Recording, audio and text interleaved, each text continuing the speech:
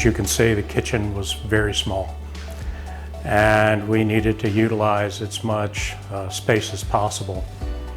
Much of what you've seen here has been customized, and the craftsmanship has been exceptional.